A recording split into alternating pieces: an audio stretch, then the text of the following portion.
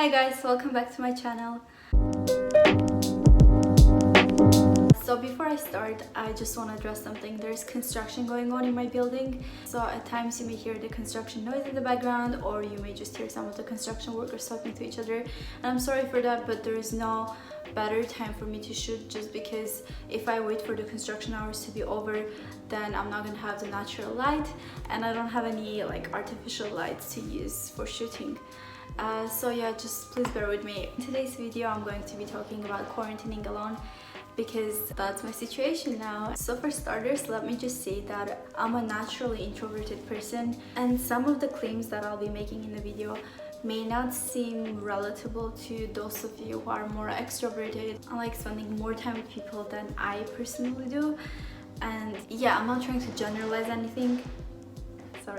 I'm not trying to generalize anything. This is just my personal experience of quarantining alone. And also the fact that I'm an introvert doesn't mean that I don't like spending time with people. It's just, it means this is not that bad for me. Anyways, let's dive into it. For me personally, this is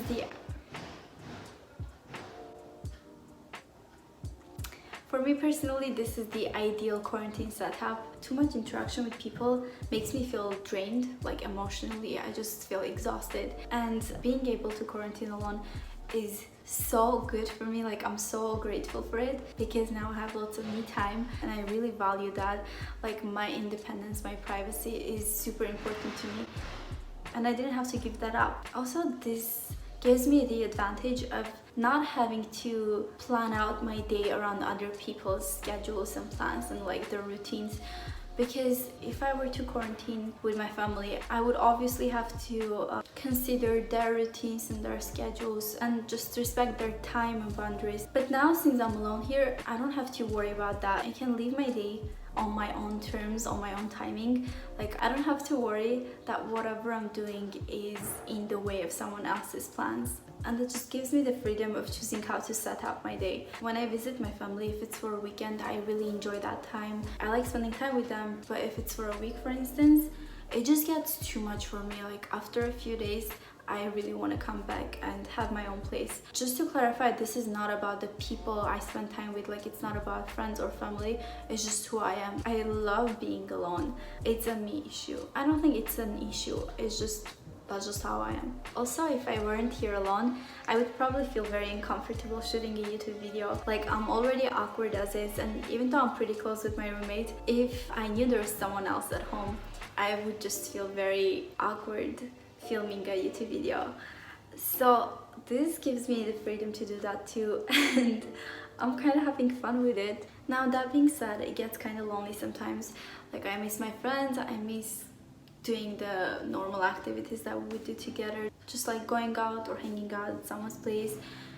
And yeah, I haven't had that for so long. I mean, no one has, not just me. But then again, this is not really a downside of quarantining alone. It's just a downside of the quarantine. Like, even if I wasn't quarantining alone, I would still have to social distance from my friends. So I guess this is not really about quarantining alone.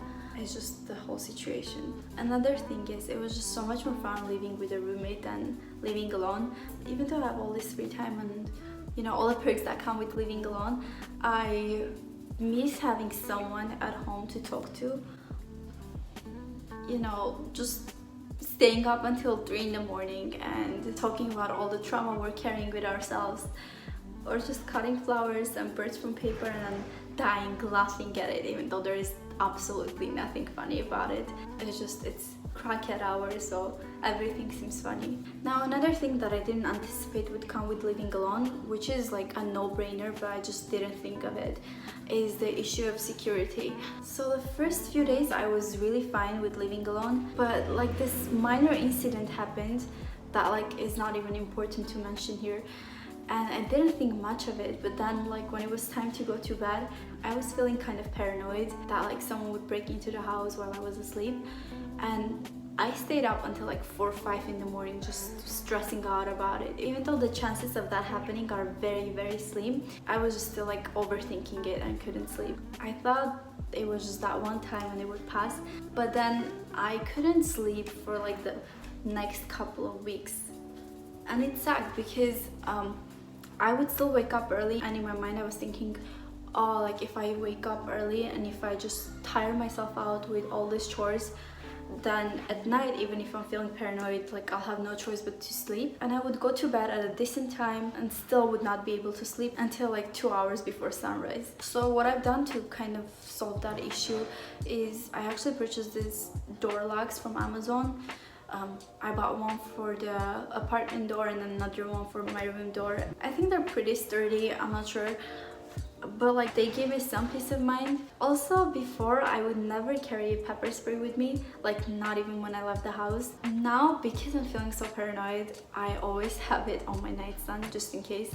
I know this sounds silly, but I logically understand that someone breaking in is not very likely, but still, like, I'd rather be safe than sorry. So one thing that has been a factor in me staying up until like late at night is the fact that our walls are super thin, and our new neighbors have this habit of walking around in the house until like 3-4 in the morning and like opening and closing their cabinets, and the walls are so thin that it sounds like someone's walking in the house. So like it's 3 a.m. and I'm finally dozing off, and they'll get up, walk around, like open or close the door, and I'll jump up because I think someone's inside the house. This has been happening like every night, so logically I know that it's them in their house. But then I'm like, oh, what if this one time I assume it's them, but it's actually someone in the house? So I don't know, it's been kind of stressful. And I guess what I'm learning is that I like living alone, but I don't like sleeping alone. I like actually sleeping alone. So another realization that came with quarantining alone is the fact that I live alone now. And let me explain what I mean by that. I moved to Isla Vista for school because I go to UCSB here, but now that classes are online and like I don't have to be here, but I'm still here, it's just made me realize that, oh, like this is where I live now. So a huge part of my decision to stay here despite classes being online is the fact that this just provides a quiet place for me to study in. And I know I wouldn't be able to study as well if I was quarantining with my family because we're like 7 people at home. But obviously that's not the only reason. Like I've already mentioned like 562 times in this video, I just like having my independence and privacy and living alone.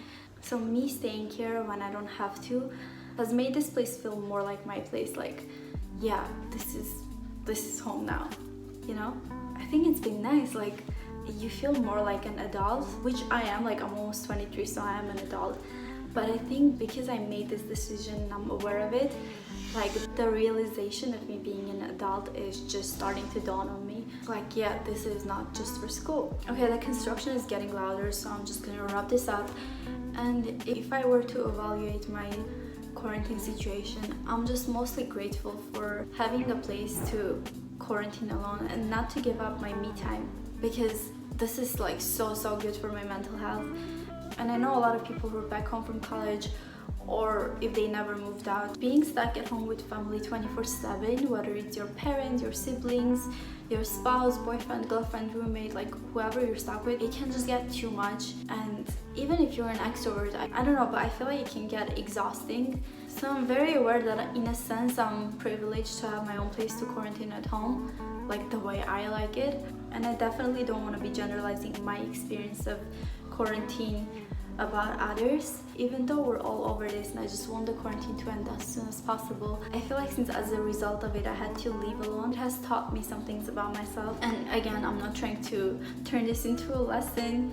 I know we're all tired and we just want to resume our normal lives. But yeah, like this has been my experience with it. To end this video, I just hope you guys are staying safe and healthy, both physically and mentally, because it's just so important to take care of ourselves and be kind to our own selves so that we can be kind to others too. And I know it's difficult, but just try to be nice to yourselves and don't push yourself too hard, because I know there's a lot of pressure to be productive or to better ourselves just because we have more free time now. But it's also strange times for everyone, so just focus on your overall well-being for now. And please let me know in the comments what your quarantine situation is like, whether you would change something or whether you think this is the best quarantine scenario for yourself. And I would really appreciate it if you could like this video and subscribe.